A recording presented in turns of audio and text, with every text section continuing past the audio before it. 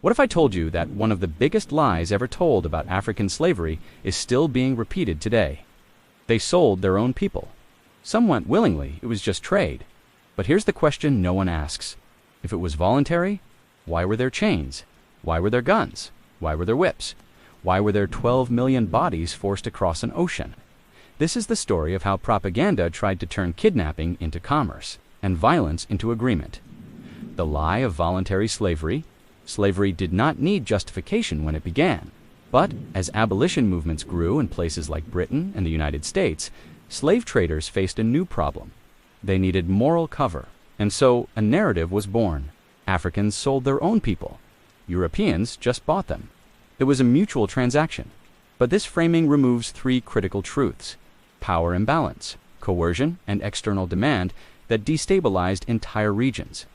European traders arrived on West African coasts with guns, alcohol, and manufactured goods. They created artificial demand for captives. They fueled wars that never existed before at that scale. And then they blamed Africans for the chaos. That is not voluntary. That is engineered collapse. Let's define the word. Voluntary means free choice, no coercion, no threat, no violence. Now picture this. Portuguese traders arrive in the 15th century under Prince Henry the Navigator. They bring firearms to coastal regions, firearms that inland kingdoms do not possess. Soon, kingdoms that refuse participation become targets. Those who resist are attacked. Those who cooperate are armed. This creates a vicious cycle. Participate or be destroyed. That is not a free market. That is coercive dependency. The engine of the Atlantic slave trade was not African supply. It was European demand. Plantations in the Caribbean, Brazil, and the American South required massive labor: sugar, cotton, tobacco. The profits were astronomical.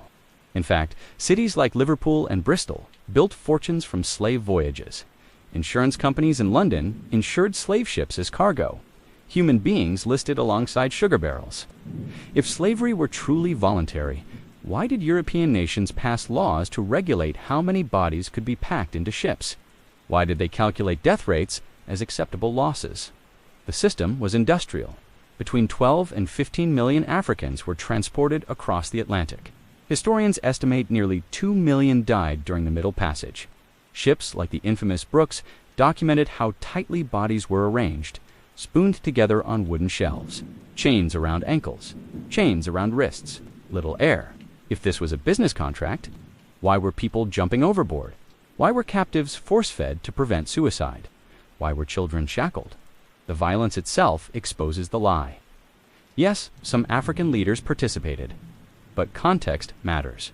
The kingdom of Dahomey and the Oyo Empire were drawn into a global system driven by European firearms and coastal trading posts. But participation under pressure is not equal power.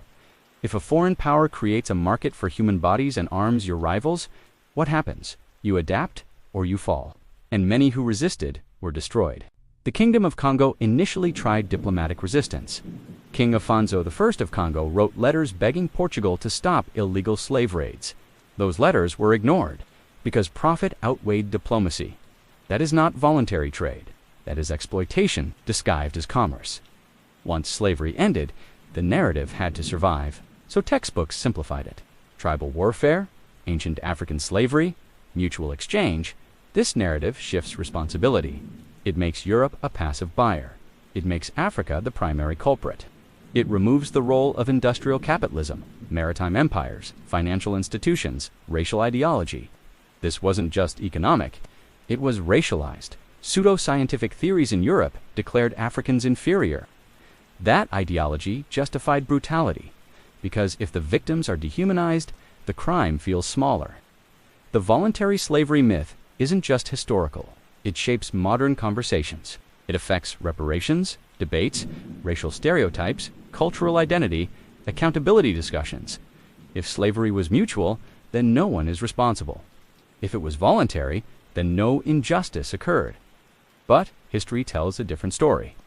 One of coercion, militarization, kidnapping, forced migration, industrial exploitation. No one volunteers for chains. No one volunteers for branding irons. No one volunteers to be cargo. The lie of voluntary slavery was created to protect empires. But truth does not disappear. It waits. History deserves honesty, and the ancestors deserve justice.